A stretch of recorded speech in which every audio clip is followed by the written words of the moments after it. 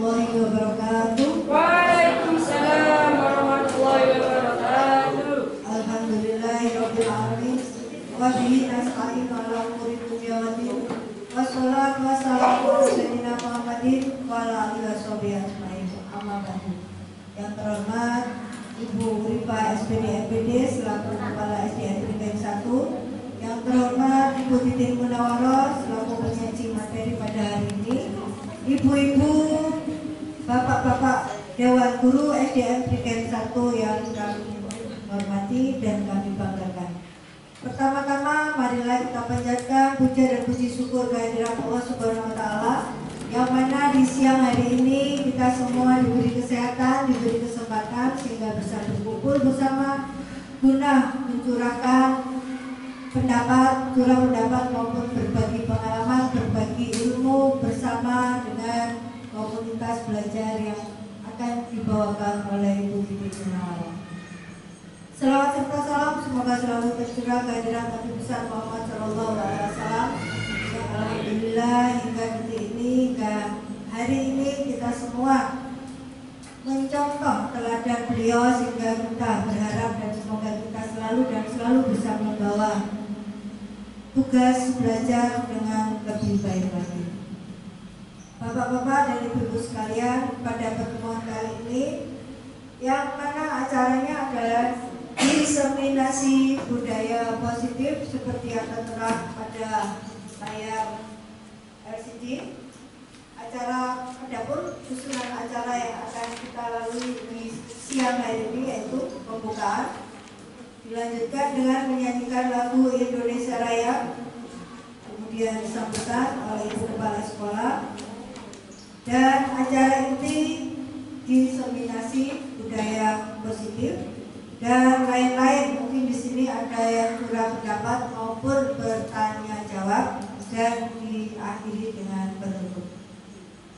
Sebelum kita mulai acara ini, semoga acara yang akan kita lalui berjalan dengan lancar dan berhasil dengan sukses dan memuaskan bagi kita semua. Marilah kita buka acara ini dengan bacaan basmalah. Bismillahirrahmanirrahim. Terima kasih. Selanjutnya sesuai dengan usulan acara, dimohon Bapak Ibu berdiri sejenak. Marilah kita bersama-sama menyanyikan lagu kebangsaan Indonesia Raya yang akan dipimpin oleh Ibu Aid Adawiyah. Kepada Bu Aid dipersilakan, kepada Bapak Ibu Dewan Guru dimohon berdiri.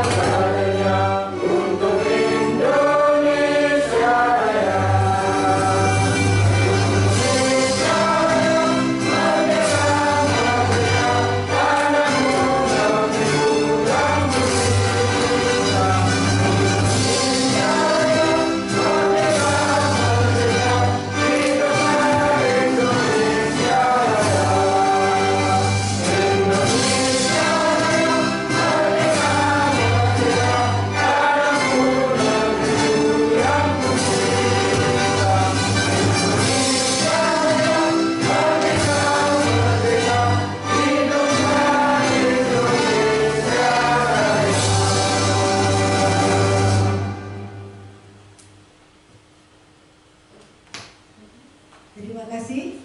Dimohon dipersilakan untuk kembali.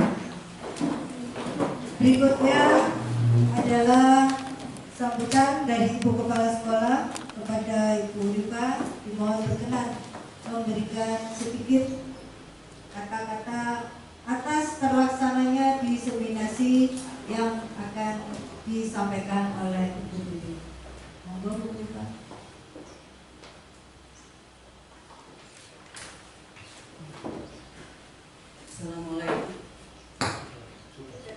Assalamualaikum warahmatullahi wabarakatuh. Waalaikumsalam warahmatullahi wabarakatuh. Yang saya hormati Bapak Ibu Dewan Guru, yang saya hormati Bapak Ibu Dewan Guru SDN Negeri 1. Alhamdulillah pada siang hari ini kita bisa bertemu di sini dalam keadaan sehat walafiat. Bapak Ibu yang saya hormati, alhamdulillah saya ucapkan dengan perjuangan saya membujuk Bapak Ibu guru untuk mengikuti kegiatan guru penggerak. Alhamdulillah sudah berhasil satu, yaitu Ibu Titin Munawaroh. Mudah-mudahan untuk Bu Titin Munawaroh bisa berjalan lancar dalam mengikuti kegiatan guru penggerak ini dan bisa nyangking teman-temannya, bisa membawa teman-temannya untuk mengikuti juga kegiatan guru penggerak. Karena apa? Saya sudah 2 kali mengikuti. Di antaranya yang pertama pameran hasil karya, yang kemudian yang kedua Bu Titin kemarin mengawali. Alhamdulillah saya rasa tidak terlalu memberatkan. Karena apa? Dari awal-awal saya lihat Bapak Ibu guru nggak ikut Bu, waduh banyak tugasnya, banyak sekali tugasnya, gak iso nganggur. Ternyata Bapak Ibu guru bisa bertanya kepada Bu Titin Muna, bagaimana sih mengikuti kegiatan guru penggerak? Ya otomatis memang banyak tugas, akan tetapi bila sudah bertemu dengan kelompoknya dan melakukan kegiatan, alangkah indahnya, alangkah menyenangkan, ya, sehingga banyak tambah ilmu pengetahuan, hal-hal baru yang tadinya wis paku wis gini-gini tok iki mulangi, ya pancet mulai zaman dulu sampai sekarang yo pancet pokok kelbu mulang kayak tugas wis oleh. Nah itu namanya kurang gimana ya, kurang aktif, kurang kreatif, terus tidak ada perubahan. Akan tetapi kalau kita sudah memasuki, karena kita sudah kurikulum merdeka, seharusnya dituntut banyak perubahan, dan Ibu Titin Muna sudah mengikuti guru penggerak. Alhamdulillah di situ banyak membantu, ya, banyak membantu. Jadi kalau tadinya anak-anak sudah vakum, kalau dengan mengikuti guru penggerak banyak percobaan-percobaan baru yang dilakukan oleh ibu guru penggerak, dan anak-anak otomatis juga ikut merasakan bagaimana sih aktifnya jadi murid, ya. Otomatis anak-anak bertambah semangat. Kalau tambah semangat, belajarnya semakin bersungguh-sungguh, dan akhirnya menghasilkan sesuatu yang positif sesuai dengan harapan Bapak Ibu guru, ya. Kalau kita memberikan pelajaran hanya sudah ini tugas digarap, mari dikumpulkan. Saya kira sejak zaman saya sekolah dulu seperti itu, jenuh untuk anak-anak. Yang sekarang, nah saya lihat di ruangan Bu Titin ini juga ada hasil-hasil karya siswa, ya, menandakan bahwa anak-anak tidak hanya duduk diam dan mengerjakan tugas. Berarti di anak-anak juga sekarang lebih banyak kegiatan. Ini juga berkat dari Bapak Ibu gurunya sendiri, ya. Saya harap Bu Titin Munawaroh mengawali kegiatan guru penggerak ini dengan menyampaikan diseminasi budaya positif, ya. Ini merupakan aksi nyata dari modul 1.4. Mudah-mudahan Bapak Ibu guru yang lainnya nanti bisa menyimak dengan baik dan bisa membawa panjenengan semua ikut terinspirasi mengikuti guru penggerak. Tidak ada ruginya, akan tetapi bertambah manfaatnya. Untuk itu kepada Bu Titin Munawaroh, mudah-mudahan bisa melaksanakan apa yang menjadi tanggung jawab panjenengan. Ini baru mulai 1 bulan deh. Ini nanti selama 6 bulan. Mudah-mudahan bisa berjalan sukses dan bisa membawa teman-temannya ke arah yang lebih positif, bisa mengikuti panjenengan dengan berbagai kegiatan yang aktif, kreatif, dan membawa anak didik kita lebih aktif lagi sehingga menambah poin-poin nilai positif bagi kita SDN Regen 1. Itu aja mungkin yang saya sampaikan. Dan kurang lebihnya mohon maaf. Akhir kata wabillahi taufiq wal hidayah wal inayah. Wassalamualaikum warahmatullahi wabarakatuh. Waalaikumsalam warahmatullahi wabarakatuh. Terima kasih disampaikan kepada Ibu Rifa selaku Kepala SDN Regen 1. Selanjutnya adalah acara inti diseminasi budaya positif, merupakan aksi nyata dari Ibu Titin Munawaroh. Kepada Bu Titin dipersilakan.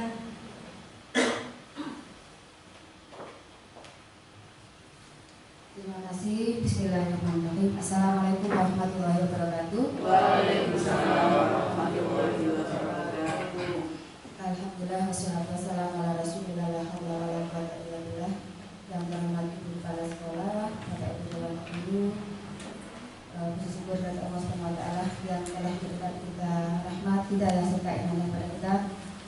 Sehingga pada siang hari ini kita bisa berkumpul di sini dalam melaksanakan diseminasi budaya positif aksi nyata modul 1.4 di SDN Regen 1 dengan narasumber saya sendiri. Kita di sini sharing Bapak Ibu ya, bukan berarti saya di sini lebih pintar dari panjenengan bukan, tapi saya karena mendapatkan ilmu mungkin lebih dulu sehingga saya wajib dan harus melaporkan tugas ini ke panjenengan semuanya. Ini adalah tugas yang wajib saya lakukan. Dan terima kasih Bapak Ibu sudah berkenan hadir untuk mengikuti acara diseminasi ini. Mudah-mudahan nanti acara ini bisa bermanfaat bagi kita semua. Amin. Nah, sebelum ke acara inti, di sini saya membuat kesepakatan dengan Bapak Ibu. Kesepakatan ini bisa Bapak Ibu mungkin kalau ada yang tidak setuju, monggo ya kita bahas bersama-sama karena ini demi jalannya acara ini lebih sukses, maka saya membuat kesepakatan terlebih dahulu. Kalau Bapak Ibu mungkin keberatan atau nanti bisa saya ganti, fleksibel ya Bapak Ibu. Nah, kesepakatan yang sudah saya tuliskan ini hanya sekedar contoh. Di sini yang pertama mengikuti diseminasi hingga selesai. Kira-kira Bapak Ibu setuju apa boten? Setuju ya, karena ini sudah siang. Jangan takut Bapak Ibu nanti ngantuk gitu loh. Makanya saya harus membuat kesepakatan terlebih dahulu dengan panjenengan bahwa panjenengan bisa mengikuti kegiatan ini sampai selesai. Ya. Kemudian yang kedua, meminta izin terlebih dahulu jika kemana-mana atau ada kepentingan. Saya yakin Bapak Ibu kalau ngantuk mungkin bosan mendengarkan begitu ceramah mungkin ya. Jadi mungkin dengan alasan apa nanti panjenengan bisa tidak izin terlebih dahulu. Kemudian yang ketiga mengatakan sebelum bertanya ya, nanti ada sesi tanya jawab mungkin terkait dengan apa yang saya sampaikan, mungkin yang belum Bapak Ibu mengerti atau kurang paham, mungkin saya berusaha untuk nanti sekiranya bisa menjawab pertanyaan Bapak Ibu. Dan yang keempat diharapkan semuanya peserta aktif. Saya minta panjenengan semuanya aktif ketika mengikuti kegiatan ini. Kira-kira dari 1 sampai 4 yang saya tampilkan ini, Bapak Ibu setuju atau buatan? Setuju. Yang tidak setuju? Berarti tidak pernah memberikan hadiah kayaknya. Ya, seperti itu. Kemudian yang ketiga, guru harus mampu memberikan solusi untuk setiap siswa yang bermasalah. Kira-kira setuju atau buatan? Setuju. Nanti kita cari jawabannya masing-masing. Kemudian yang keempat, guru berperan sebagai teman bagi siswa. Ya, setuju. Kita simpan dulu jawaban dari panjenengan semuanya. Nah, kita lanjut ke pembahasan positif mindset terkait dengan budaya positif. Kalau Bapak Ibu mendengar kata-kata budaya positif, yang dalam pikiran Bapak Ibu apa?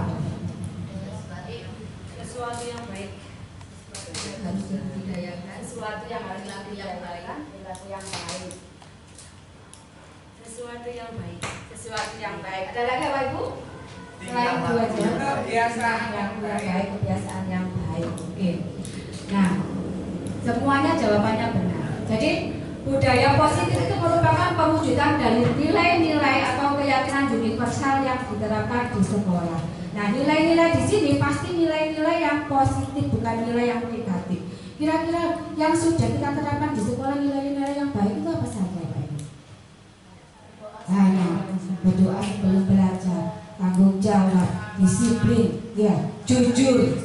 Nah, ini nilai-nilai yang baik, nilai-nilai kebajikan. Ya, lanjut. Nah, di sini ada konsep-konsep inti untuk menciptakan budaya positif. Ini nanti yang akan saya bahas ada 6 materi. Ada disiplin positif, ada motivasi perilaku manusia, keyakinan kelas atau sekolah. Mungkin ini yang sudah Bapak Ibu lakukan mungkin ya. Kalau dulu namanya peraturan, tapi kesepakatan. Ya, kalau dulu namanya kesepakatan, sekarang ganti keyakinan kelas atau sekolah. Nah, ini sekolah ini juga sebenarnya harus punya kesepakatan kepada warga sekolah seperti apa nanti kesepakatannya. Nanti kita akan belajar tentang antara keyakinan dengan peraturan. Kemudian yang keempat ada tujuan dasar manusia, ada 5 posisi kontrol seorang guru dan segitiga restitusi. Dari ke-6 ini kira-kira yang mungkin asing bagi Bapak Ibu yang mana? Segitiga restitusi. Sebenarnya karena saya sudah belajar untuk segitiga restitusi ini sebenarnya saya yakin Bapak Ibu semuanya sudah melaksanakan. Hanya mungkin tidak tahu istilahnya. Ini istilah yang baru mungkin karena memang setiap zaman ini kan pasti ada perubahan-perubahan dan pasti ada istilah-istilah yang baru bagi kita ya. Nah, di sini untuk rekan-rekan kita nyanyi dulu ya Pak Ibu, bernyanyi profil pelajar Pancasila. Kira-kira ada yang sudah mengenal apa belum ge? Loh, Senamnya saja. senang saja. Beda Pak Ibu. Nah, kita nyanyi bersama-sama ge.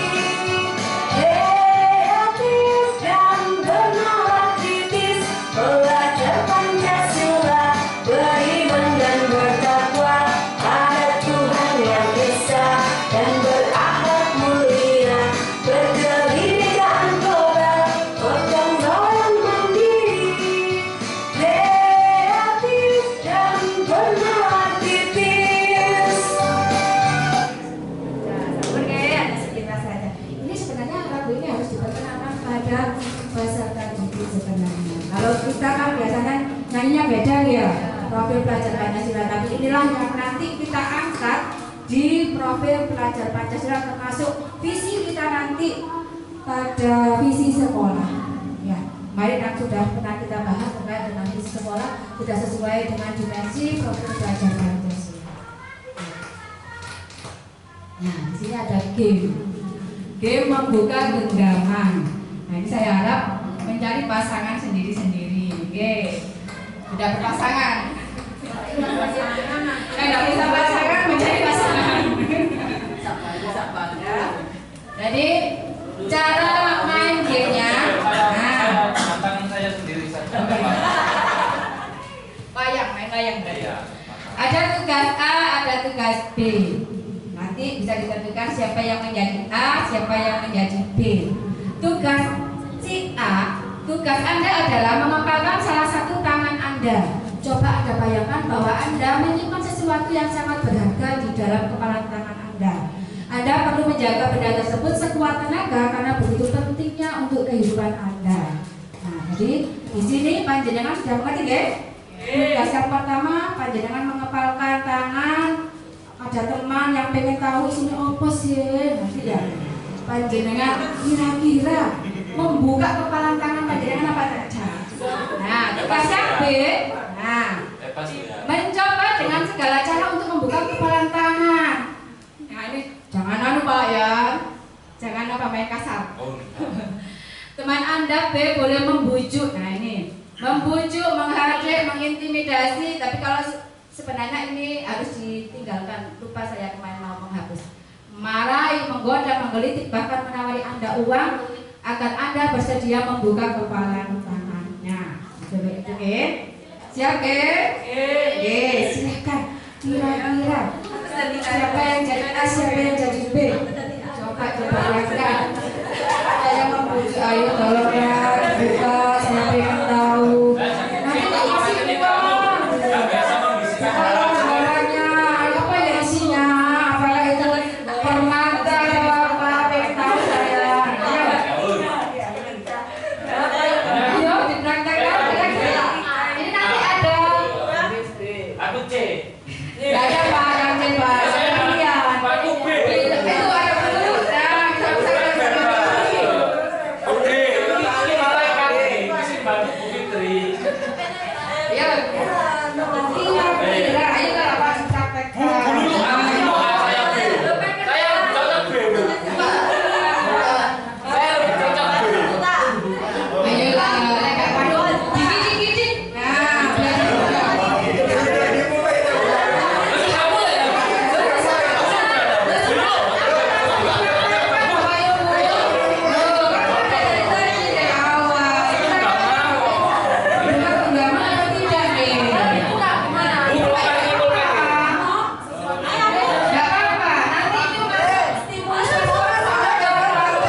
Buta kasih Bu. Hello, gak buka Bu.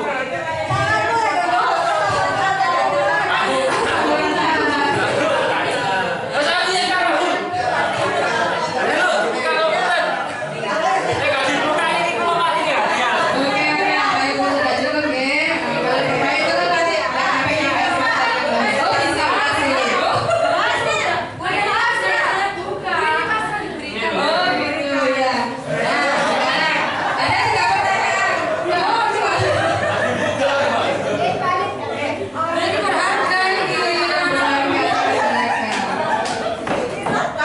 Sudah balik nanti dimarahi sama suaminya nanti. Saya tipe-tipe siswa yang seperti itu Bu. Oh, betul. Jadi di sini setelah panjenengan sudah bermain game, nanti ada beberapa pertanyaan kira-kira. Kemungkinan nggak Bapak Ibu membuka genggaman itu? Mungkin. Ada kemungkinan nggak Bapak Ibu tetap bersikukuh untuk mempertahankan genggaman itu? Mungkin. Nah sekarang kita ke sini Bapak Ibu.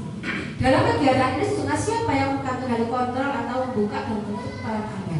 Apakah sadisme membujuk atau dari kita sendiri? Dari diri kita sendiri. Nah itu yang perlu panjenengan sadari bahwa murid nanti, nah ada hubungannya. Oke? Sekarang kita belajar tentang miskonsepsi mana kontrol dari Dr. William Blaser. Nah di sini ada miskonsepsi bahwa apa ilusi guru mengontrol murid itu benar apa salah? Salah. Dari permainan genggam tadi, panjenengan sudah tahu, rasakan sendiri bahwa kita ini sebenarnya tidak bisa dikontrol oleh seseorang, tapi diri kita sendirilah yang menjadi pengontrol. Jadi ini ilusi guru mengontrol murid itu tidak benar. Oke? Murid tetap mengontrol dirinya sendiri. Yang kedua, ilusi bahwa semua penguatan positif itu efektif dan bermanfaat. Benar atau salah? Salah, belum tentu. Ya, belum tentu. Meskipun kita memberikan hadiah pada murid-murid kita, memberikan penghargaan tersendiri bagi murid kita, tapi mungkin dalam jangka panjang itu mungkin kita akan merasa rugi gitu. Ya, kenapa? Anak-anak bisa manfaatkan kalau kata ibu guru hadiah ya mau. Nah, seperti itu. Nah, itu tidak benar. Terus yang ketiga, ilusi bahwa kritik dan membuat orang merasa bersalah dapat menguatkan karakter. Benar apa salah? Kadang-kadang. Tergantung anaknya. Bapak Ibu, kira-kira yang setuju ya? Karena mungkin secara tidak langsung kita sering loh seperti ini. Ini yang mungkin kita kita rasakan. Seperti itu. Jadi, kritik dan membuat orang merasa bersalah dapat menguatkan karakter. Di sini tidak benar, Pak Ibu. Kemudian yang keempat, ilusi bahwa orang dewasa memiliki hak untuk memaksa. Tidak benar bahwa ini tadi kembali ke sini bahwa setiap orang itu yang mengontrol dirinya sendiri bukan orang lain. Sampai sini ada pertanyaan Bapak Ibu? Jelas, ya. Nah, di sini ada bagaimana seseorang bisa berubah dari paradigma stimulus respon kepada pendekatan teori kontrol.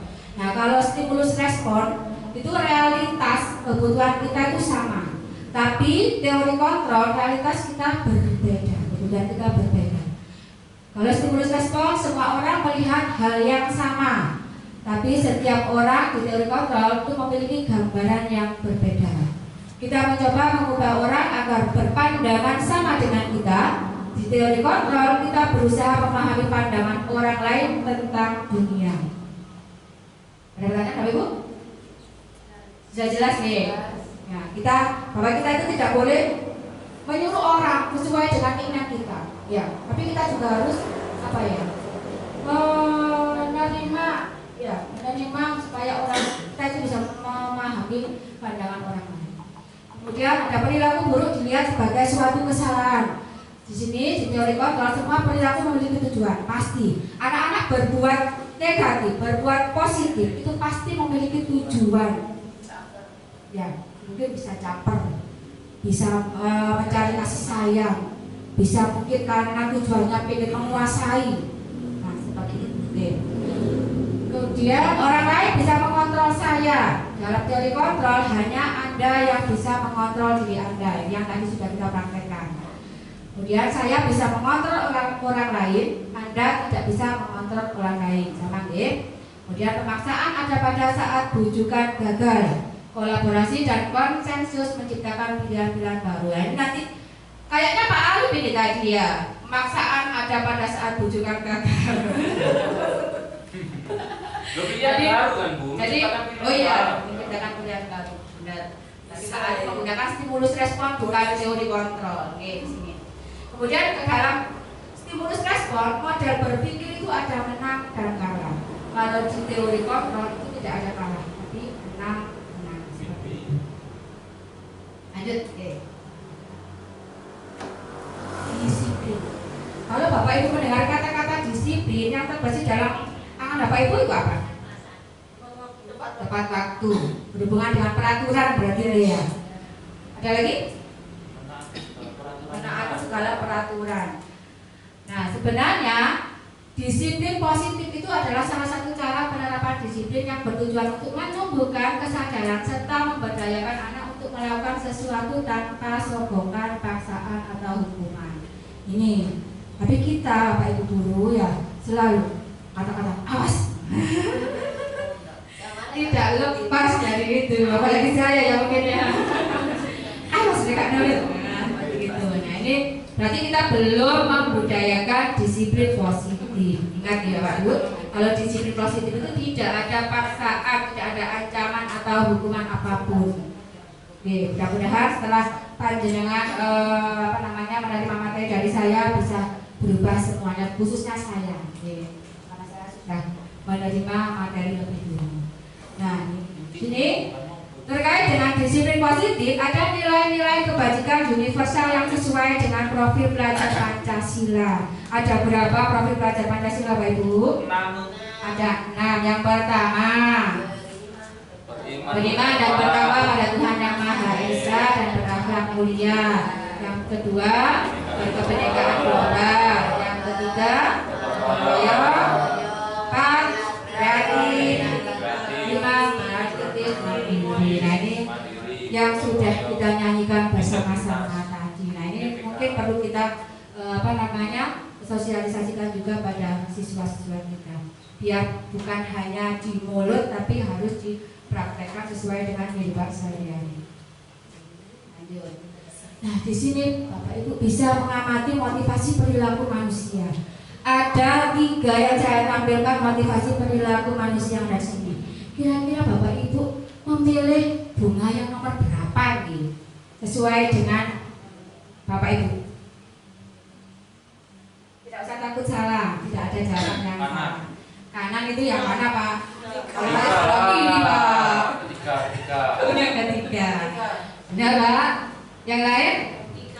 Tapi saya tidak menutup kemungkinan bahwa bapak ibu juga biasanya seperti ini. Kalau motivasi dulu untuk menghindari ketidaknyamanan atau hukuman. Tergantung. Ya tergantung. Bisa tidak cash print. Panjenengan kan nggak mungkin nggak tidak cash print, pasti masih jam loro dienten ya supaya apa? TPP-nya cair. Nah itu kan berarti panjenengan menghindari ketidaknyamanan atau hukuman. Seperti itu. Anggap saja saya sudah menerima TPP, bangga kok saya. Belum menerima. Yang penting ya jadi hidup. Memenuhi, ya. Yang kedua untuk mendapatkan imbalan atau penghargaan dari orang lain, saya kira Pak Ibu tidak, karena sudah punya penghasilan sendiri, ya. Tapi kalau saya Pak diminimi uang itu super Pak. Oh iya. Super apalagi kalau ada berita kenaikan gaji, masya Allah, ditunggu-tunggu itu Pak. Kenaikan, tafsir cair, itu yang ditunggu-tunggu. Berarti kan manusiawi Bunis, teman-teman. Ya itu manusiawi, sifat manusiawi ya, karena pasti Tapi kan semuanya ada pasti. kan ribet atas perusahaan kita. Iya. Bukan jangan kerja untuk ribet. Tapi kan tetap mendapatkan imbalan ini ya. Ada rewardnya. Imbalan itu sama dengan reward, Bapak. Bu. Kemudian yang ketiga untuk menjadi orang yang mereka inginkan dan menghargai diri sendiri dengan nilai-nilai yang mereka yakini. Nah ini sebenarnya kita itu harus berkiblat di sini sebenarnya, ya. Tapi apakah kira-kira anak-anak itu membutuhkan ketiga-tiganya atau tidak? Meskipun anak kecil, meskipun siswa. Iya, pasti. Anak-anak memakai seragam lengkap itu aja pasti satu ini alasan pertama pastinya anak. Tidak berarti kemungkinan saya juga seperti itu. Kemudian mendapatkan imbalan dan penghargaan pasti. Satu dan dua ini pasti tidak tidak hilang dari sifat kemanusiaan kita. Nah, Yang ketiga tadi ya. oh yang ketiga. Yang ini nih kalau saya ya mikirnya biasanya saya ini pikirannya agak out of the box ya. Maksudnya untuk menjadi orang yang mereka inginkan berarti ini kita tidak merdeka. Kamu kalau untuk menjadi orang yang mereka inginkan ini kalau pikiran saya nyambungnya berarti kita itu tidak merdeka.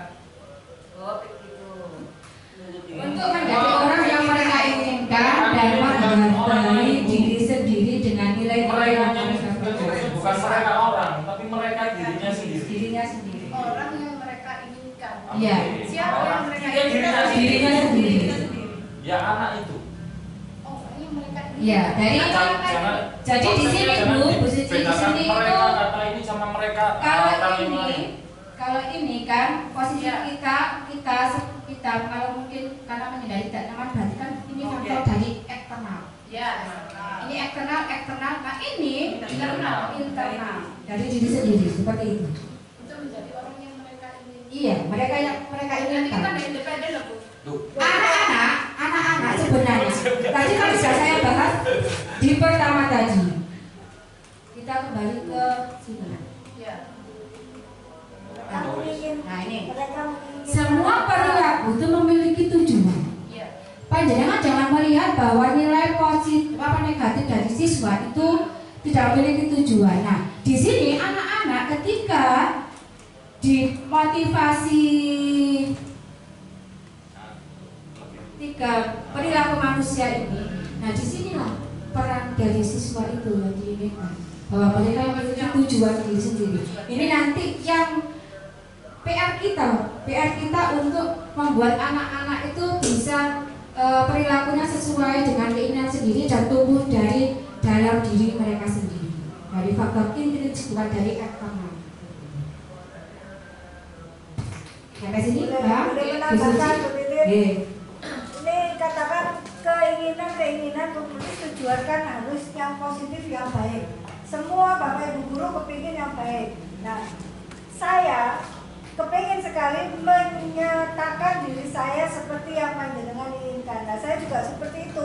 Anak-anak kepingin gurunya seperti ini, sabar, telaten, dan sebagainya. Nah, bagaimana saya bisa menuruti keinginan anak sehingga kita bisa menjadi satu teman yang bisa bekerja sama untuk mencapai tujuan. Makanya saya berusaha untuk menjadi seperti yang diinginkan oleh anak-anak. Saya berusaha sebaik mungkin. Kalaupun saya tidak bisa 100%, paling tidak salah satu dari segi itu masuk ke anak-anak. Ini seperti itu Bu Suci.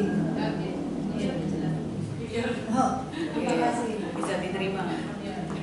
Terima kasih dulu atas penjelasannya, tambahan penjelasan. Ampun nggih, Nek. Nah, di sini ada terkait dengan hukuman, konsekuensi dan restitusi. Panjenengan tadi yang belum mengenalkan restitusi nggih Bapak Ibu. Kalau hukuman nggak kelihatan nggih. Ya. Memang harus saya paskan.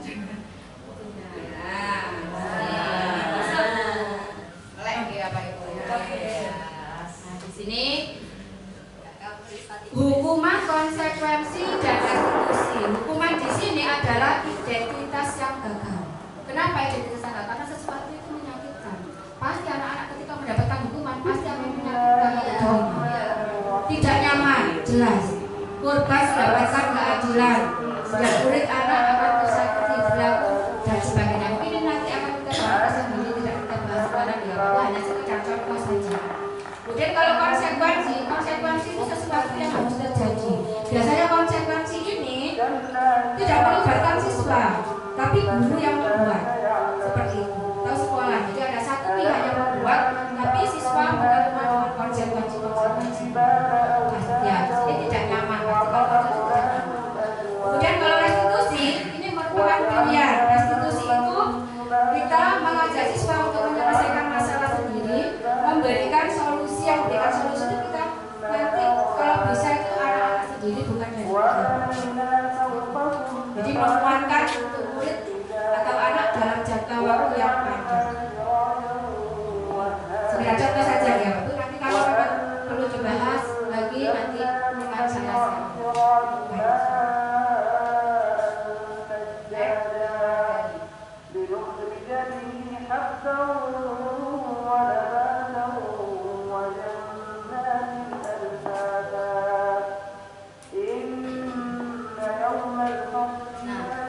kesimpulannya antara hukuman, konsekuensi dan restitusi. Kalau hukuman tidak terencana, bersifat satu arah, bisa berupa hukuman fisik, psikis atau kata kasar. Misal, anak datang terlambat, kemudian peraturan kita kan pakai sepatu hitam ya. Kalau ada pakai sepatu putih pasti sini kan, begitu kan. Nah ini kan tidak terencana, itu namanya hukuman. Ya, dan itu pasti bisa berupa hukuman fisik, psikis atau kata-kata kasar. Nah, ini yang berbahaya. Kelihatannya kita tidak menghukum, tapi ini akan selalu diingat sama siswa. Kalau konsekuensi bersifat terencana, sudah disepakati, bentuk-bentuk konsekuensi dibuat oleh pihak guru atau sekolah. Nah, ini siswa tidak dilibatkan. Misal, siswa tahu memakai seragam sekolah. Nah, ketika tidak kurang lengkap atau apa, pasti kan siswa tahu konsekuensinya. Oh, pasti nanti saya akan dicatat, diberi bimbingan. Kalau restitusi, proses menciptakan kondisi bagi murid untuk memperbaiki kesalahan mereka sehingga mereka bisa kembali pada kelompok mereka dengan karakter yang lebih kuat. Jadi di sini siswa diajak mencari solusi terkait dengan masalahnya sendiri. Nanti ada videonya. Nah, sini ada beberapa kalimat. Panjenengan bisa memilih apakah itu termasuk konsekuensi atau hukuman. Mencatat 100 kali di dalam buku kalimat saya tidak akan terlambat lagi karena terlambat ke sekolah. Ini kira-kira konsekuensi apa hukuman Bapak Ibu? Hukuman? Hukuman apa konsekuensi? Ini namanya konsekuensi. Konsekuensi. Bapak Ibu guru sudah membuat peraturan ini sebelumnya. Jadi anak-anak ketika terlambat maka dia harus mencatat 100 kali. Meskipun tidak tercatat, tapi kalau itu dari guru merupakan konsekuensi. Lari mengelilingi lapangan basket 2 kali karena terlambat hadir di sekolah. Hukuman apa konsekuensi? Nah, membersihkan coretan yang dibuatnya di meja tulis. Konsekuensi karena dia sudah melakukan maka dia harus berbuat seperti itu deh. Kemudian murid diminta untuk push up 15 kali karena tidak menggunakan masker ke sekolah. Disuruh push up, hukuman. Menggantikan kertas tugas teman yang telah dicoret-coret. Konsekuensi. Ini paham Bapak Ibu antara konsekuensi dan hukuman. Nah, dihukum oleh penghargaan. Tahu nggak maksudnya Bapak Ibu? Kalau panjenengan selalu memberikan penghargaan pada siswa dalam jangka pendek, mungkin ini lebih efektif. Tapi kalau dalam jangka panjang seperti yang saya katakan tadi, bisa bantu. Ya seperti itu. Jadi ini tidak efektif, penghargaan tidak efektif pasti. Penghargaan merusak hubungan pasti. Kalau kita memberikan penghargaan pada siswa juara 1 saja mungkin, pasti nanti teman-temannya, wah nggak enak, aku nggak dikasih aku juara 2 tahun, nggak dikasih. Masa kocok sama itu, nah mungkin bisa saja terjadi bahwa inilah yang dimaksud dengan dihukum oleh penghargaan. Kemudian penghargaan mengurangi kecepatan, pasti sudah jelas. Penghargaan menurunkan kualitas, ya. Penghargaan mematikan kreativitas. Kira benar Bapak Ibu? Kalau kita selalu memberikan hadiah, ayo besok kreativitas anak kelas 6 buat ini ya, nanti kalau sudah berhasil saya kasih ini. Nah seperti itu bisa. Nah ketika saya tidak memberikan itu, kira-kira anak bergerak apa tidak? Tidak, pasti akan menunggu perintah dari saya. Itu hadiah apa ya kita positif, mengharapkan sesuatu seperti itu. Jadi mematikan kreativitas. Kemudian penghargaan menghukum, ya sama dengan yang merusak hubungan tadi. Kemudian motivasi dari dalam diri itu sendiri. Kalau bisa anak-anak itu muncul motivasi dari dalam diri sendiri atau intrinsik. Sampai sini ada pertanyaan Bapak Ibu? Kantuk nggih?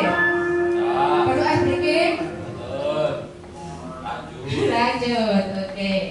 Di sini ada mengapa keyakinan kelas bukan peraturan kelas. Kira-kira siapa yang mau menjawab Bapak Ibu?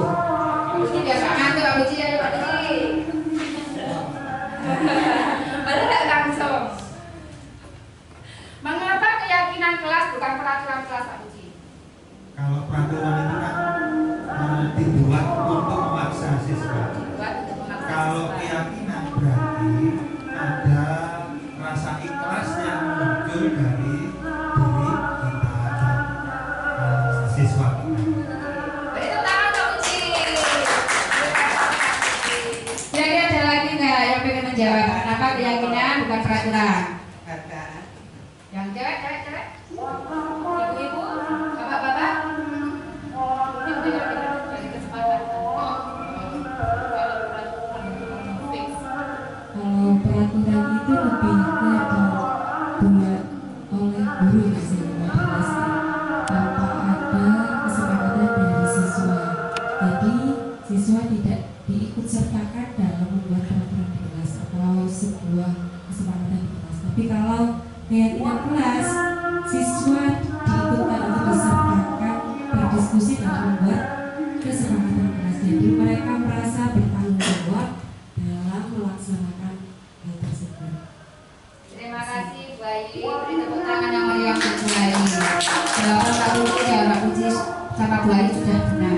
Memang peraturan itu dibuat oleh kita dari salah satu pihak. Tapi kalau keyakinan kelas, kita semuanya dari semua warga kelas atau warga sekolah itu membuat itu seperti itu. Kita berkolaborasi dengan warga sekolah untuk membantu ya.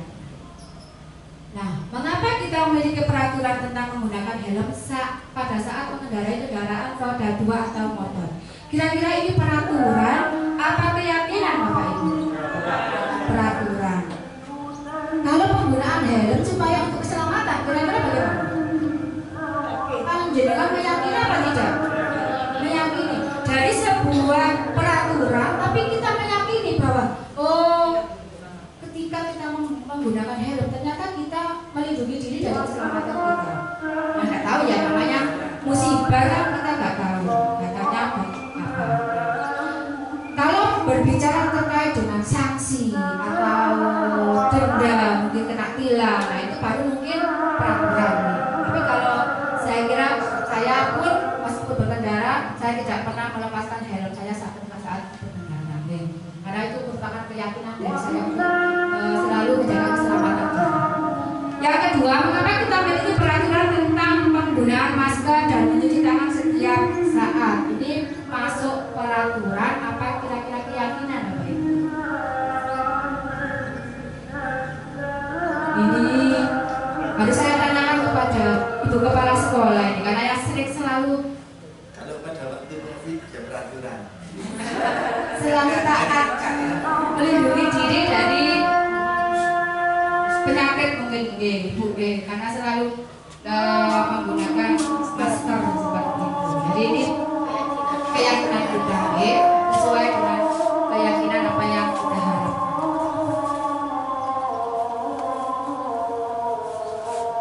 Nah, di sini ya Pak Bu.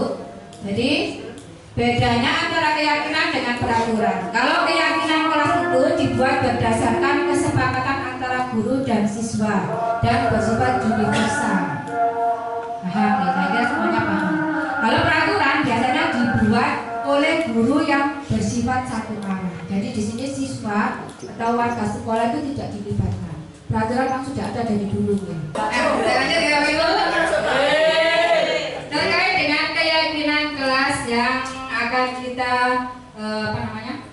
kita lakukan, kita praktekkan nanti di kelas masing-masing. Meskipun Bapak Ibu sudah mempraktekkan, sudah membuat keyakinan kelas, apakah nanti sudah sesuai dengan prosedur yang ada di sini apa belum? Jika belum, nanti Bapak Ibu bisa mempraktekannya. Okay? Prosedur membentuk keyakinan kelas yang pertama mempersilakan warga sekolah atau murid untuk mencurahkan ide tentang peraturan yang akan disepakati. Saya yakin di poin 1 panjenengan sudah melakukan semuanya. Oke. Yang kedua, mencatat semua masukan. Kemudian yang ketiga, ganti kalimat negatif menjadi positif. Nah, ini kira-kira panjenengan sudah melakukan di poin ketiga apa belum? Mungkin ada yang belum, ada yang belum, ada yang sudah nih. Nanti ada video ketika saya membuat keyakinan kelas bersama anak didik saya. Kemudian yang keempat, tinjau kembali curahan pendapat yang terkumpul dan susun menjadi keyakinan kelas atau sekolah. Jadi nanti ketika anak-anak sudah mencatat semua ide-ide terkait dengan keyakinan kelas, nanti kita tinjau kembali mana kalimat yang negatif itu kita ubah menjadi kalimat yang positif. Ya, dari situ nanti baru disusun dibuat keyakinan kelas yang sesuai dengan harapan yang ada di kelas. Tidak usah banyak-banyak Bapak Ibu kalau buat keyakinan kelas, cukup 3 sampai 7 keyakinan saja. Ya. 7 banyak ya. Di saya kemarin ada 6 atau berapa lupa. Kemudian meninjau dan menyetujui dengan penandatanganinya. Nah, ini panjenengan sudah belum? Nah, kalau belum nanti kita bisa mempraktekkan bersama-sama. Saya awalnya di tahun ajaran itu juga belum. Tapi setelah menerima materi ini, saya ulang kembali buat kesepakatan dengan ditandatangani oleh peserta didik. Kemudian yang ketujuh, keyakinan kelas ditempel di dinding kelas. Kalau sudah buat keyakinan kelas Bapak Ibu, jangan buat terus buang, tapi harus ditempel biar anak-anak tahu. Nempelnya pun jangan yang di atas jendela atau gimana. Jadi panjenengan bisa mencari tempat yang sekiranya bisa dilihat setiap siswa. Begitu, mudah terjangkau. Nah, nanti ini contoh saya membuat keyakinan kelas. Nah, ini kan saya tahu. Sekarang ini apa sudah bersama kita ya. Nah, ini saya cepat terangkan aja yang penting di sini menjelaskan keyakinan kelas itu apa, kemudian tujuannya kita buat keyakinan itu apa. Oke, jangan jawabnya lawan dulu. Ya. Ini saya membagikan ini Bapak Ibu. Bagian kita pada setiap siswa untuk mencatat ide yang akan dituangkan dalam keyakinan kelas. Oke. Ketika masih bingung seperti apa cara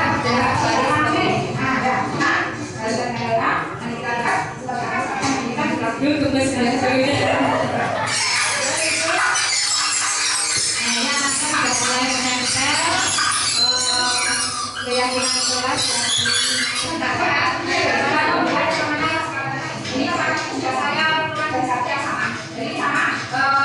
nah ini kita mengelompokkan semua yang sudah siswa tuliskan yang sama kita anggap 1 poin kita di kelompok-kelompokkan bisa dalam tepat waktu atau apa itu yang dikumpulkan dari dari sini kita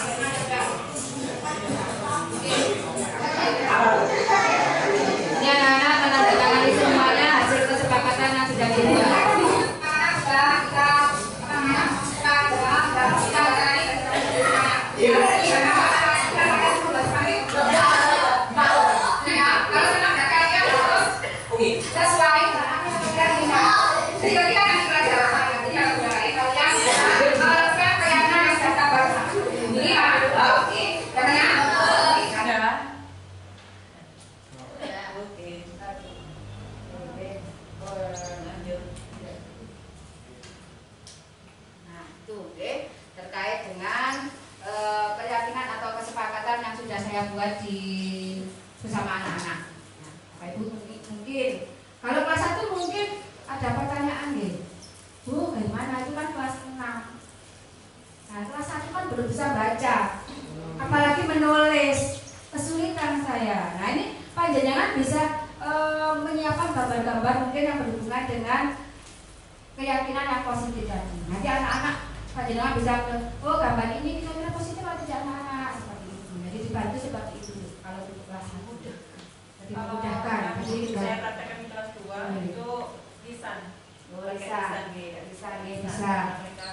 Belum itu. Tapi nanti kesimpulannya Bapak Ibu guru yang menuliskan Bapak Ibu. Mungkin untuk guru mapel ini bisa dibuat sendiri atau bisa mengikuti yang ada di kelas. Ya mungkin Bu Yana di lapangan kan biar mengarahkan anak-anak. Rumah yang menolak yang lain. Nah ini dibuat kesepakatan lebih memudahkan siswa.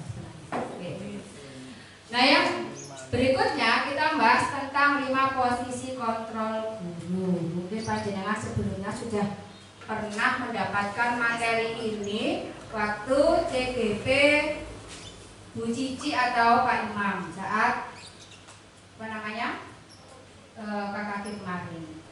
Masih ingat ya Bapak Ibu? Boten ya. Oh ya sedikit ada yang boten mungkin panjenengan pas ngantuk nasi nggak bosen. Oh itu saja posisi. Nah di sini saya mengajak panjenengan untuk menilai panjenengan sendiri. Kira-kira panjenengan itu di posisi yang mana Bapak Ibu? apakah pembuku, membuat rasa bersalah, teman atau memantau. Pak jenengan bisa menuliskan di sini ya Pak Ibu, disimpan saja, nggak usah diberitahukan ke teman-temannya. Nanti kita cek apakah sudah sesuai nggak yang panjenengan tuliskan di situ. Menulis ini memilih kira-kira panjenengan di posisi mana antara pembuku, pembuat merasa bersalah, teman atau pemantau atau manajer. Satu atau dua tuh? Satu. Oh boleh tulis semuanya boleh. Semuanya termasuk tipe apa gitu kan ya? Iya. Guru itu termasuk tipe apa? Kira-kira masuk yang mana? Kenapa saya kalau guru pada punya murid-muridnya kan kita? Iya sama saja. Pembuku saya kira tidak pernah. Guru Pak Manajer. Terserah. Yang dilihat bukan temannya, tapi dirinya sendiri. Iya, saya menjelaskan. Ya. Saya menjelaskan. Posisi pembuku pasti yang sering menghukum. Nah, bisa sampai ke mana? Biasanya bukan. Membuat merasa bersalah berarti. Terus no itu apa?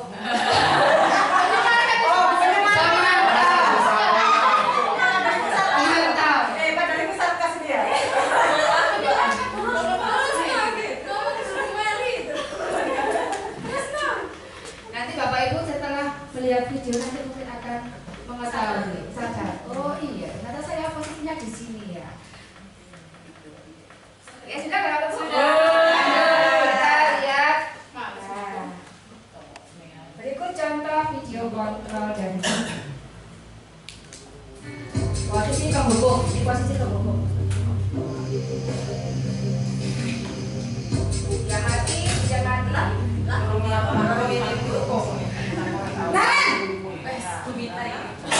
Sini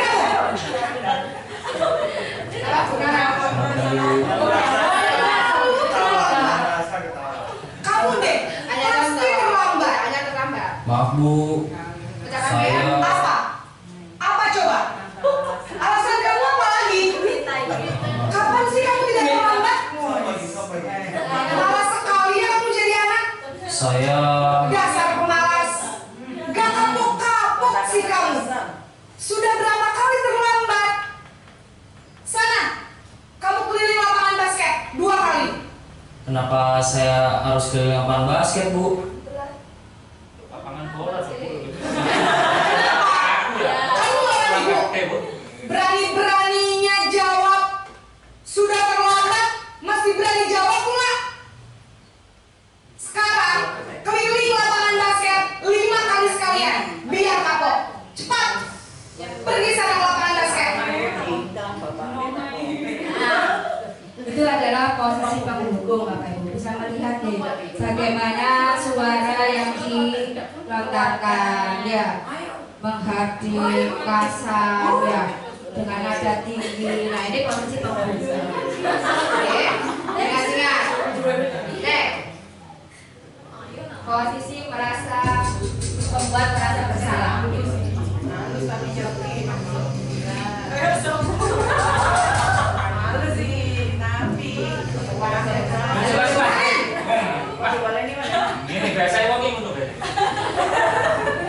Selamat pagi Bu. Naren, kamu kenapa terlambat lagi, nak? Ya Tuhan, Naren, kamu senang ya bikin ibu susah ya?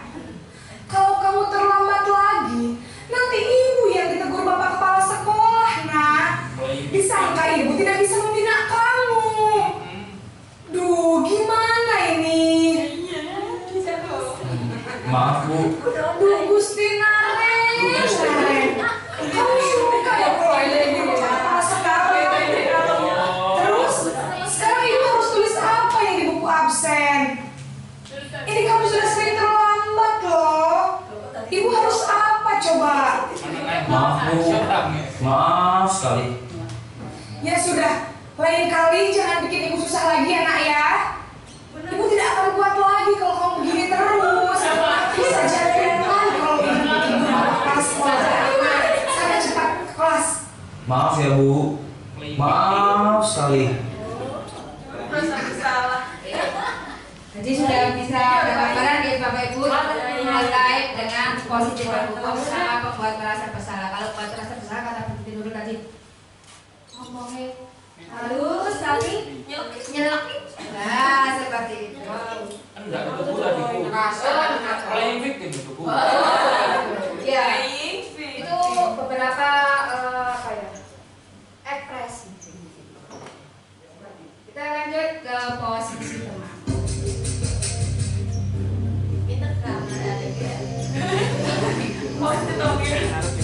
Muridnya Bu Aini.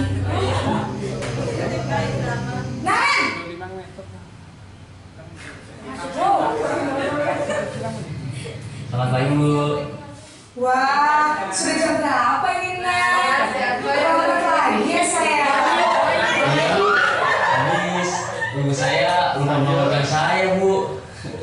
Kamu malah menyalahkan ibu kamu. Kamu bukannya anak yang larinya paling kencang. Kok terlambat sih? Iya Bu, saya memang terlambat bangun tadi. Jadi biarpun saya rincang, tetap gak kekejar Bu. Ya sudah sana. Nanti lain kali larinya lebih kencang lagi ya. Biar gak terlambat lagi. Bikin seneng ibu. Demi ibu. Bisa kan? Bisa lah Bu. Ya sudah sana masuk kelas. Ibu beresin urusan absen kamu. Kamu ini ada-ada saja. Kira-kira Bapak Ibu ada yang di posisi teman nggak?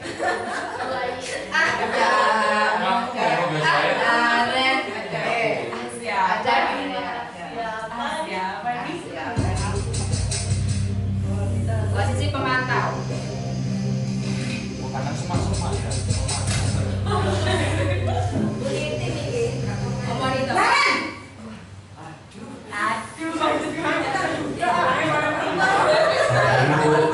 Naren, apa peraturan sekolah kita tentang jam berapa kita harus masuk sekolah, Nak? Kita harus di sekolah jam 7 Bu. Iya betul, sekarang sudah jam 7.20. Naren sudah tahu konsekuensinya jika terlambat hadir. Paham Bu, saya harus tinggal kelas pas jam istirahat selama 20 menit. Iya benar, konsekuensinya demikian.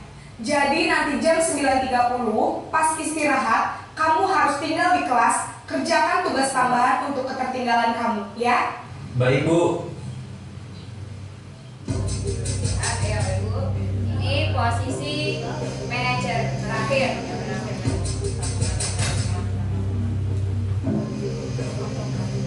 Naren! Ada apa lagi? Benar Bu. Mau di kopi. Selamat pagi Naren.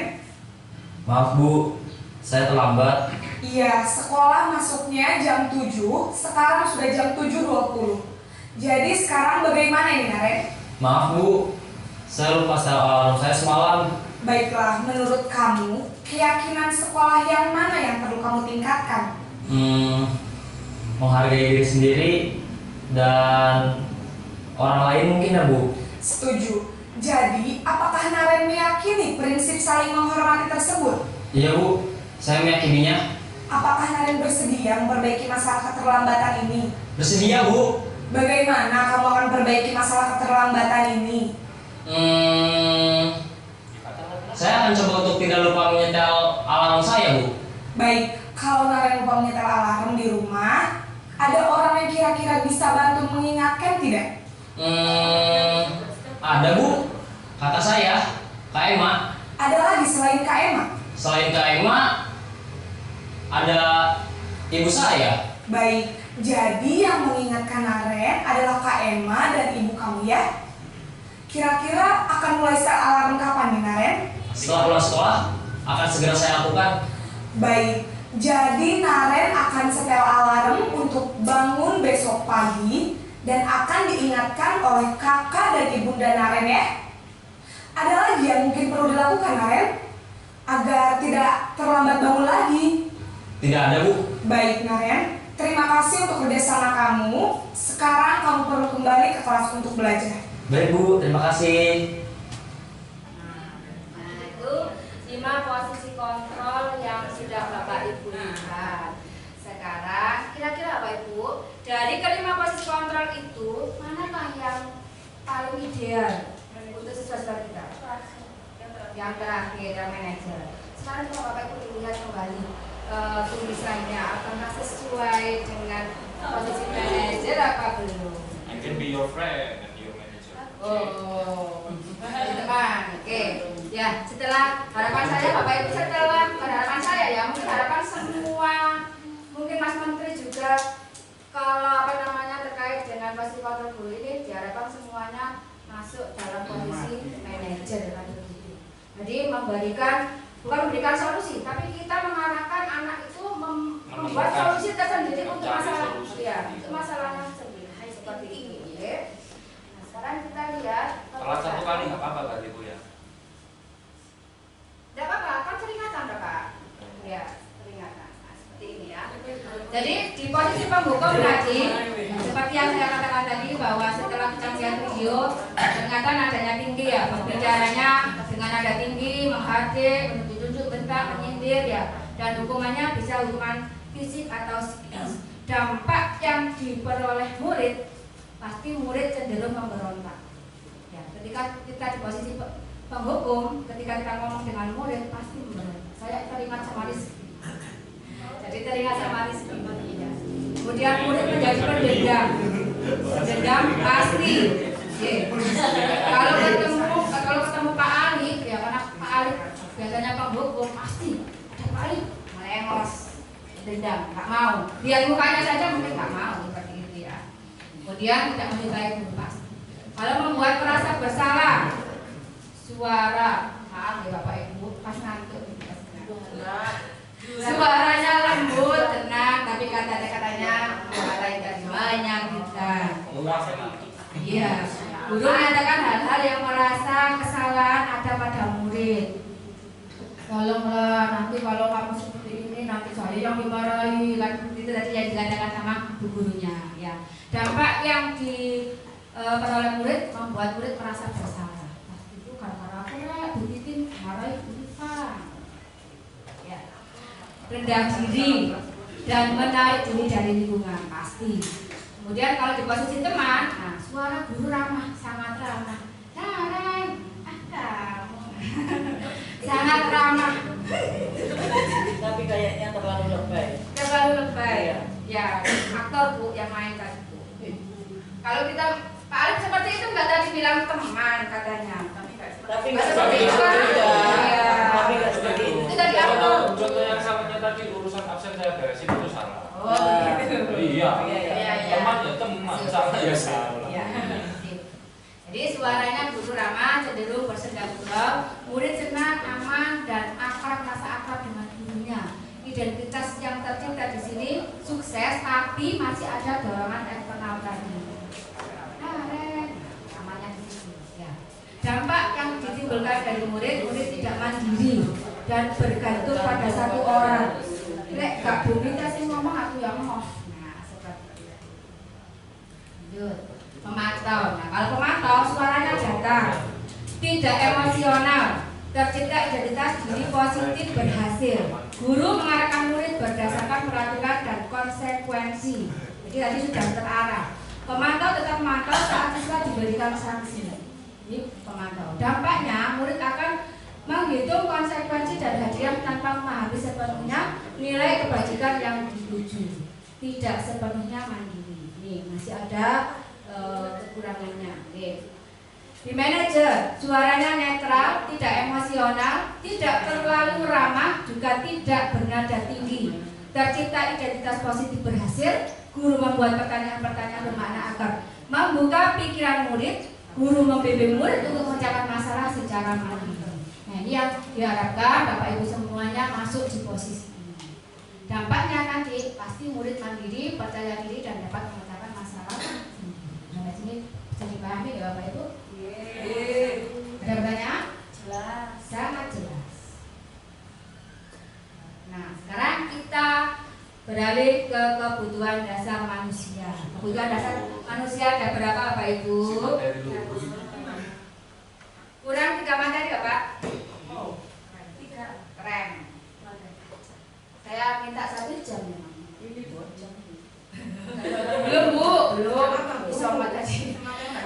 Kebutuhan dasar manusia ada berapa Bapak Ibu? 5, Bu. Yang pertama hidup. Yang kedua Juga rasa terima. yang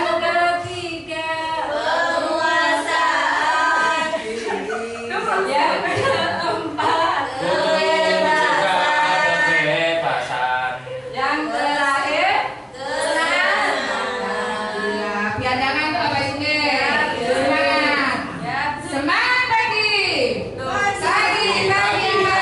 yes semangat siang ada semangat siang semangat siang itu kalau saya bilang semangat pagi yes tidak ada semangat meskipun lawannya sore hari Bapak Ibu kalau panjenengan ngaku kita bisa semangat pagi jadi apakah siswa kita Bapak Ibu? Kalau kita mungkin semuanya sudah masuk, apakah siswa kita juga memiliki kebutuhan dasar manusia ini Bapak Ibu? Iya. Bertahan hidup itu seperti apa Bapak Ibu? Kebutuhannya? Makan, minum, pasti ya. Sedangkan kasih sayang sudah jelas. Penguasaan nanti ada contohnya kebebasan, kesenangan.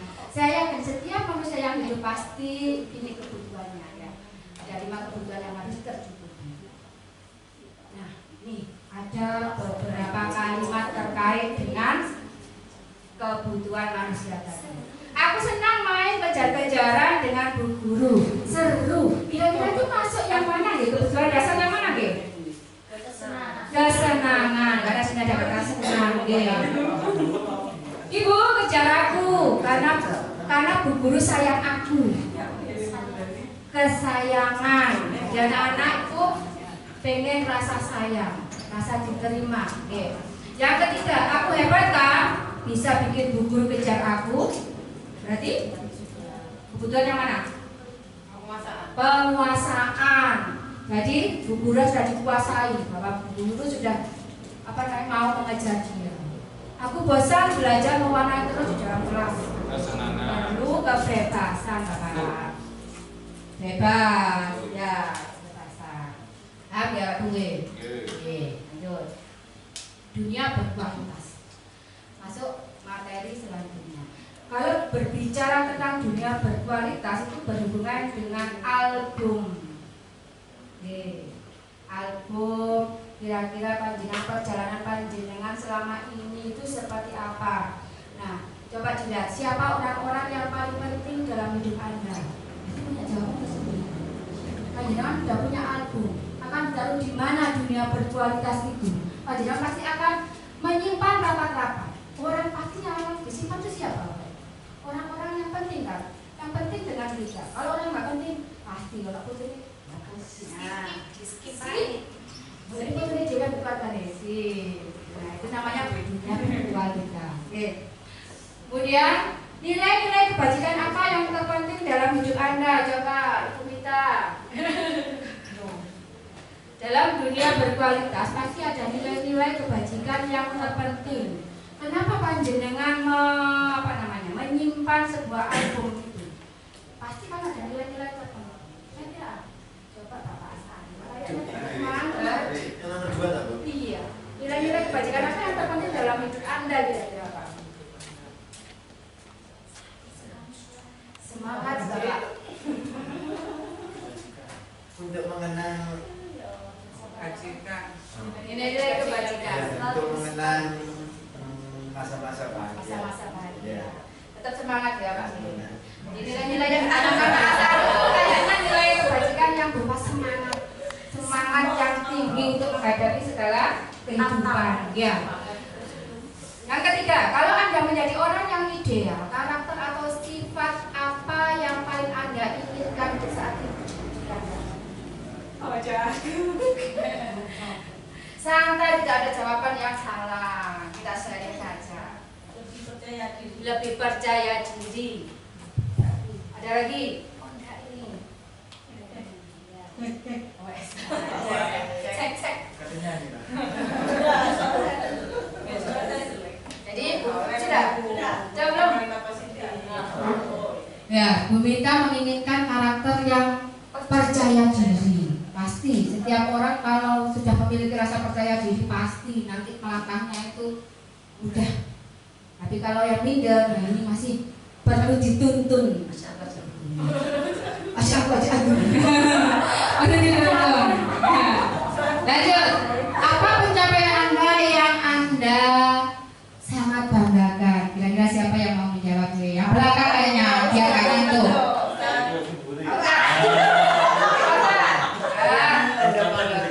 Pencapaian Anda yang Anda sangat banggakan. Pencapaian. Apa ya? Oh, ini harusnya saya ngomong ini ya. Dua orang ini harusnya. Lupa saya. Enggak. Apa pencapaiannya? Oh, saya ternyata diterima di SDM 31. Itu pencapaian. Menampil.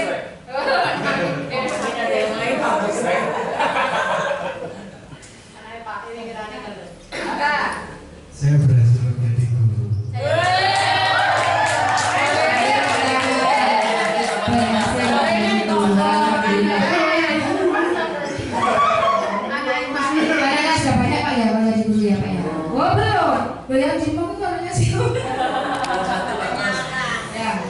Jadi pencapaian Pak Mus sekarang bangga karena sudah menjadi guru.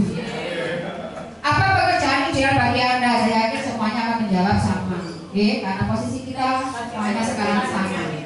Kemudian ceritakan bagian perjalanan hidup Anda di mana Anda merasa itulah titik puncak kehidupan Anda. Siapa ya yang mau? Teng-teng. Oh iya, pengalaman itu semua. Iya,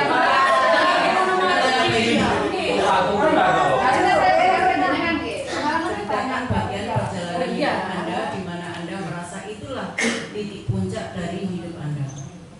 Kalau menurut saya, pengalaman saya mulai dari awal lulus sekolah, ya itu pingin sekali jadi orang yang sangat gimana ya, yang sangat dibanggakan oleh seseorang. Lah tujuannya yaitu menjadi guru.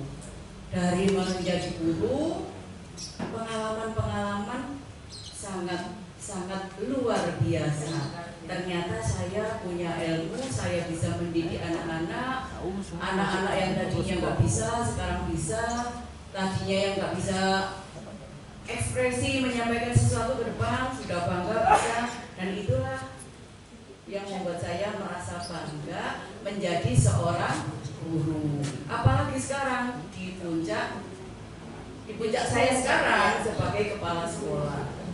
Kebahagiaan saya bila guru-guru saya semua itu bisa meningkatkan prestasinya, menjadi seseorang yang sangat berguna dan menjadi seseorang yang sangat dibanggakan.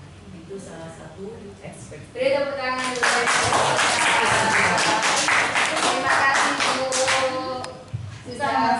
Dengan menceritakan bagian perjalanan yang paling puncak dalam hidupnya. Kemudian apa yang paling bermakna dalam hidup Anda? Ada yang paling paling Pak. Ayo saling berbagi. Yang paling bermakna dalam hidup Anda.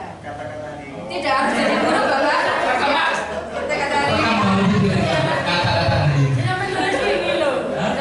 Oh iya, tak kerja dina,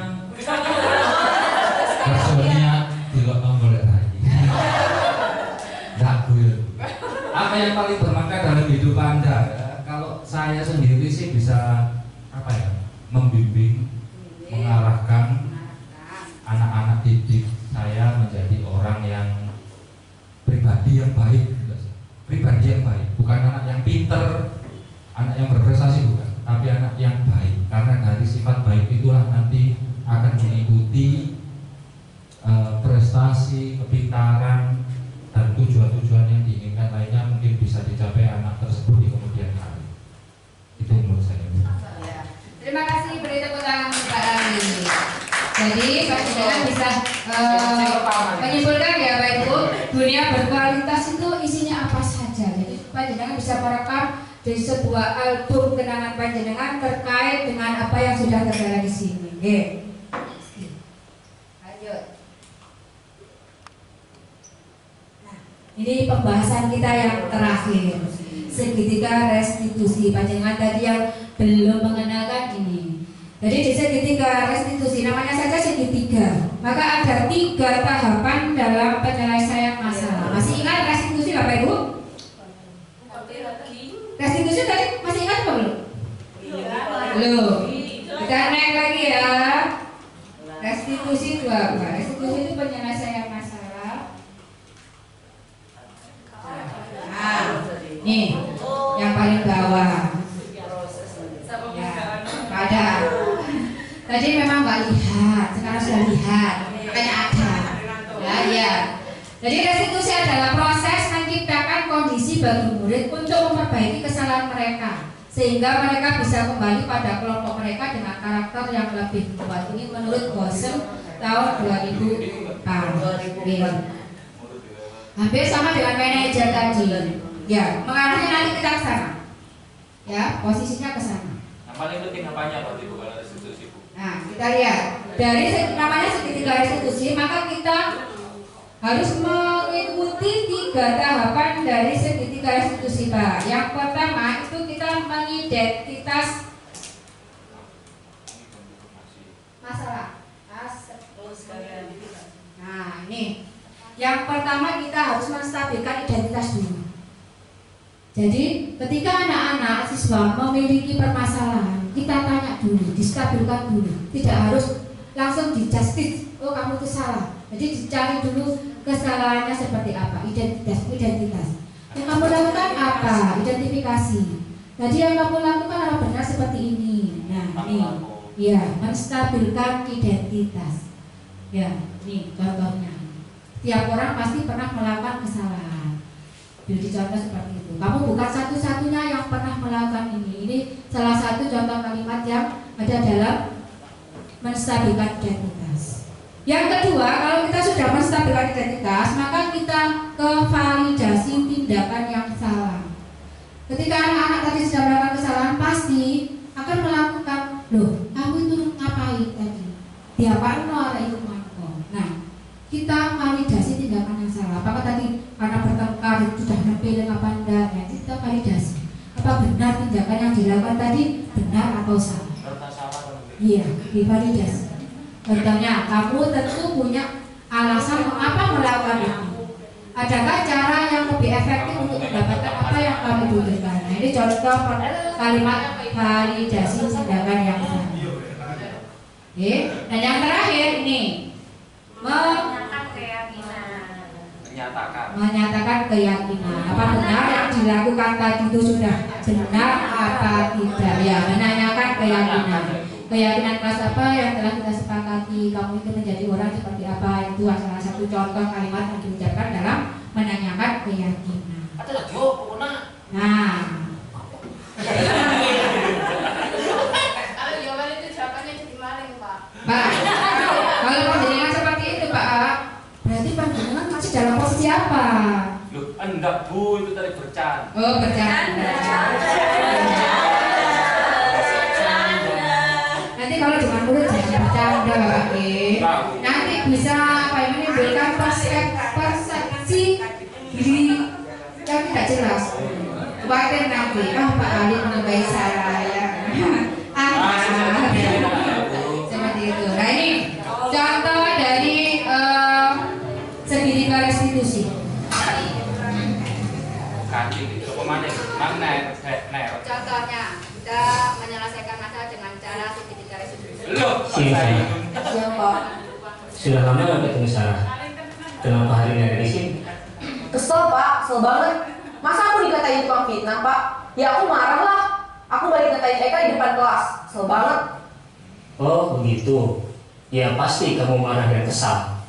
Bapak juga akan marah apabila ada yang menuduh Bapak seperti itu. Kemudian pada saat itu kamu mau melakukan apa? Ya saya langsung ngatain Eka lah Pak. Kesel banget. Saya bentak-bentak dia di depan teman-teman lain. Oh begitu. Pasti kamu melakukan seperti itu karena suatu alasan tertentu, bukan? Iyalah, masa saya diam saja Pak? Ya saya bela diri lah. Masa saya dituduh tukang fitnah? Ya wajar lah. Mempertahankan harga diri itu sesuatu yang penting buat kamu. Untung kamu tidak bertindak lebih gegabah lagi, hanya membentak-bentak. Iya Pak. Untung saya masih bersabar dan hanya membentak saja. Bisa diamati nggak Pak? Sudah gemes padahal saya masih bela diri lah. Ya pasti ya, tapi kamu memilih untuk tetap bertahan dan bersabar. Kamu memilih untuk tidak berbuat lebih parah lagi, bukan? Iya. Nah, sekarang coba kita lihat lagi tindakan kamu yang bentak-bentak Eka di kelas. Tindakan kamu itu kira-kira sesuai dengan keyakinan kelas atau prinsip kamu tidak? Enggak lah Pak. Capek Pak jadi pemarah.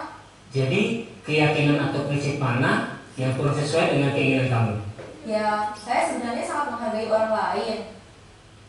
Mungkin saat itu saya menjadi emosi, jadi tidak menunjukkan sikap itu. Kamu meyakini tidak? Menghargai orang lain itu penting buat kamu. Yakinlah Pak. Iya, setuju. Kita harus saling menghargai. Namun, ada juga keyakinan yang kita sepakati yang perlu kita jalankan apabila kita sedang marah, bukan? Ya, saya bisa lebih proaktif, mulai dengan diri sendiri. Saya bisa jadi lebih bersabar, mengambil waktu jeda untuk berpikir mau apa selanjutnya. Kira-kira kamu bersedia memperbaiki masalah ini tidak? Bersedia Pak. Kalau kamu memperbaiki masalah ini, kamu akan menjadi orang seperti apa? Saya akan menjadi orang yang bertanggung jawab kali ya Pak. Dan senantiasa proaktif. Iya, menurut kamu bagaimana rasanya menjadi orang seperti itu? Ya nyaman lah, bangga bisa bersabar dan serius. Baiklah kalau begitu. Yuk kita pikirkan bagaimana memperbaiki masalah ini. Nah, itu lagu contoh dari penerapan segitiga restitusi. Sampai sini paham Bapak Ibu? Bisa kita terapkan nggak mungkin ya? Oke. Nah, sampailah kita pada titik akhir pembahasan diseminasi terkait dengan budaya positif. Bapak Ibu yang mungkin ya belum mengikuti guru penggerak, nah ini mumpung masih ada kesempatan untuk mendaftar, bisa segera mendaftar. Pak Alif, Pak Sarif, Pak Puji, Bu Lulu. Nah, siapa ini katanya? Dengar-dengar tidak tahu pun deh.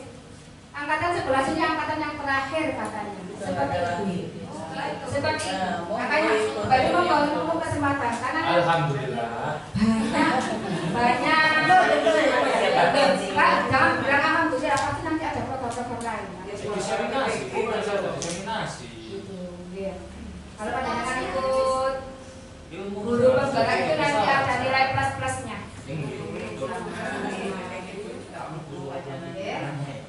Jadi saya minta untuk panjenengan bisa apa ya? Selama tidak lanjuti. Masa kalah sama Bu Intan? Insyaallah. Amin. Semua sangat bersemangat sekali. Saya semangat Bu Intan.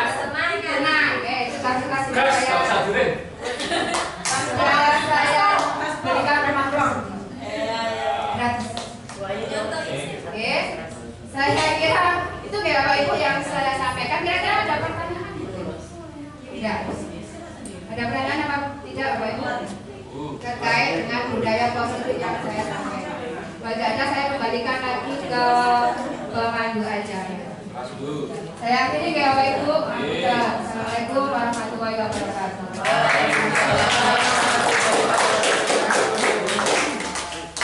Terima kasih. Demikian tadi Bapak-bapak, Ibu-ibu diseminasi budaya positif yang telah dipaparkan oleh Ibu Titin Munawwaroh. Mudah-mudahan dari pemaparan ini membuka mindset kita. Seperti tadi yang lain sampaikan, masih ada satu kali CGP sebelum ditutup berganti program lain. Monggo yang muda-muda, terutama yang muda-muda. Yang muda-muda. Dulu juga masih muda. Terima kasih. Aku daftar dulu. Ini daftar duluan. Terima kasih. Sebelum kita tutup pertemuan ini, barangkali dari panjenengan ada pertanyaan yang sehubungan dengan budaya positif yang mungkin masih ada yang perlu lebih mantap lagi sehingga kita bisa bersama-sama mewujudkan kemarin yang disampaikan oleh Bapak Ali Musono. Kita belajar bersama untuk membuat aksi nyata. Barangkali dari situ kita bisa belajar bersama dengan minta bantuan Bu Titin yang telah lebih dulu membuat aksi nyata pada budaya positif. Barangkali ada usulan atau apapun yang mungkin bisa kita bahas bersama-sama. Kita adakan kembali acara seperti ini, saling curah pendapat bagaimana caranya membuat aksi nyata yang oke menurut Bapak Kepala, Bapak Pengawas. Insya Allah nanti setiap selesai pembelajaran kita lanjut dengan kegiatan seperti ini. Terima kasih. Nah, sebelum kita akhiri pertemuan ini, semoga dari awal tadi membawa kita semua yang ada di sini sebagai peserta pada diseminasi ini, kita mempunyai harapan bisa mengikuti apa yang telah disampaikan oleh Ibu Titin Munawwaroh. Untuk itu, marilah pertemuan ini kita tutup dengan bacaan hamdalah. Semoga seperti yang diharapkan tadi, kita mendapatkan sedikit cerca cahaya di otak kita, di hati kita, sehingga kita bisa berbuat dan berkarya. Mari kita tutup pertemuan ini dengan bacaan hamdalah. Alhamdulillahirabbil alamin. Terima kasih. Billahi taufiq wal hidayah. Wassalamualaikum warahmatullahi wabarakatuh. Waalaikumsalam warahmatullahi wabarakatuh.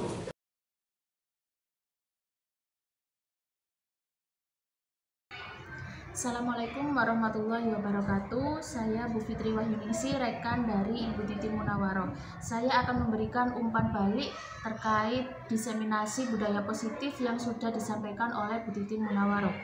Diseminasi budaya positif ini sangat bermanfaat sekali bagi saya, karena saya bisa mengetahui cara membuat keyakinan kelas dengan baik dan benar, dengan melibatkan siswa dan juga guru untuk bersama-sama membuat keyakinan kelas, dan nantinya keyakinan kelas tersebut harus disepakati secara bersama-sama. Terima kasih. Wassalamualaikum warahmatullahi wabarakatuh. Assalamualaikum warahmatullahi wabarakatuh.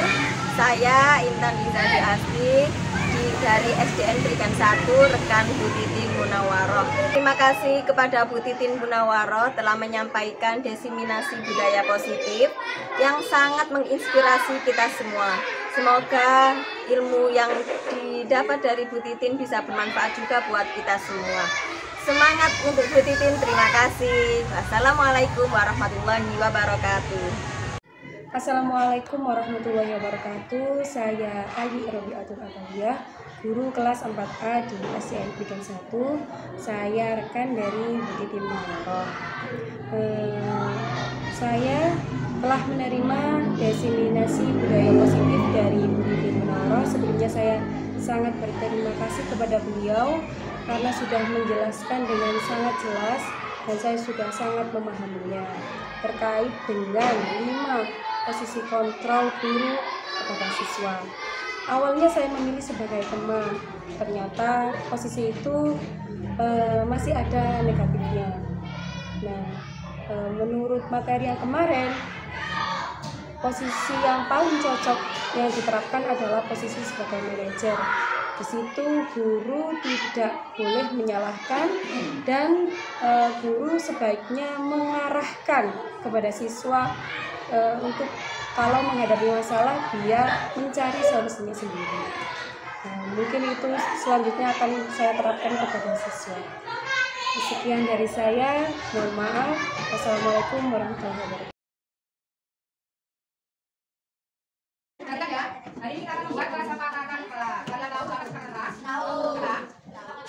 Kesepakatan harus kita yakini yang ada di kelas ini selama kita mengikuti kegiatan belajar mengajar. Ya. Nah, ini nanti saya akan berikan stigma kepada kalian. Kalian, kita buat kesepakatan bersama. Nanti kesepakatan akan kita lakukan bersama-sama sesuai dengan kesepakatan yang kita inginkan. Ya. Selanjutnya seperti apa? Mudah-mudahan nanti bisa belajar bersama sesuai dengan kesepakatan yang kita buat. Ya. Nanti satu anak bisa memberikan beberapa kesepakatan nanti yang kalian inginkan supaya kelas ini nyaman, aman, terkendali, nanti seperti apa? Kalian bisa tuliskan di sini. Nanti kalau sudah selesai saya bagi hari ini kalian bisa menyampaikan berapa? Ya.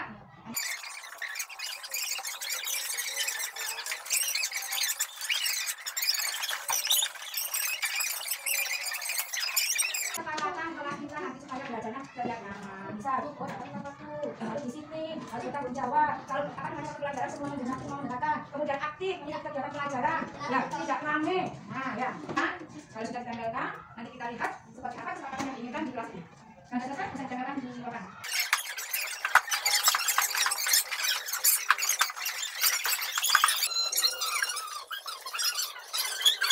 Nah sekarang saya kan sudah membuat yang namanya kesepakatan ini. Ini kesepakatan ini sudah saya kumpulkan dari satu yang sama. Jadi ini sama, tidak berbicara mengobrol saat Bapak Ibu menjelaskan lagi. Ini sama. Kemudian yang di sini tidak boleh bullying, sama. Ini semuanya ada tidak boleh bullying. Saya pendidikan dari satu. Kemudian datang tepat waktu tidak boleh telat, ini sama berarti ya. Datang tepat waktu tidak boleh satu. Kemudian tidak bermain saat jam pelajaran, ini ada ini. Kemudian tiket kelas saat pagi dan kelas sekolah. Kemudian ada kita sekolah, tidak menaruh sampah pada kolom meja, tidak merusak sesuatu barang yang ada di dalam. Nah, dari sini sudah berarti kita sudah ada beberapa poin. Yang pertama ada apa? Tidak boleh bullying. Dua, mendengarkan, boleh butaan, mendengarkan. Ketiga, tidak merusak fasilitas sekolah yang tepat. Datang tepat waktu, tidak boleh mengerjakan di sekolah. Tiga kelas pagi dan siang pulang harus ya. Nah, dari sini kan ada kata-kata tidak boleh. Berarti kan kata-kata negatif. Nah, dari kata-kata negatif itu sebenarnya kita menjadi kata-kata positif. Kalau tidak boleh bullying, berarti kata-kata negatif. Ayo. Saling berteman, menghargai, sopan santun terhadap teman, berbicara sopan. Tidak boleh namanya saat bukunya jelaskan dari mereka seperti mendengarkan penjelasan guru saat berjalan. Ya, jadi mendengarkan kata-kata tidak boleh hilangkan di buat kata-kata yang positif. Sekarang dari yang sudah saya katakan tadi, silakan kalian buat kata-kata yang positif lagi. Ya, kata-kata positif. Nanti kalian tempelkan yang di sebelah sini. Ya, nanti kalau sudah ada kata positif, nanti kalian akan saya suruh membuat dari kesepakatan tadi ditempel di sini, kemudian nanti kita akan tanda tangan semuanya bahwa kesepakatan itu sudah disetujui seluruh pihak. Nah, ya, karena itu harus diinginkan baik-baik adalah seperti apa nanti kesepakatan yang akan kita gunakan. Ya, oke. Tulis kalimat positif, hindari kata-kata tidak boleh, jangan dan sebagainya. Kalau lagi dilarang membuang sampah di kolom meja, berarti kan bagaimana? Buanglah sampah pada temannya. Oke.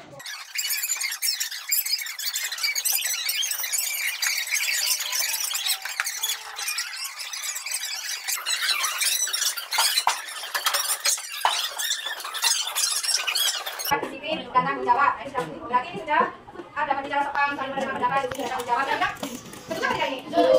Kita tempelkan di sini. Ya kan, kita dalam bacaan lagi yang lain. Membuang sampah pada tempatnya betul? Kita tempel lagi. Kali menolong. Oke. Ya, memang apa ini? Masih diam, bukan negatif. Berikan contekan berarti negatif. Oh, sama. Teman dan sudah.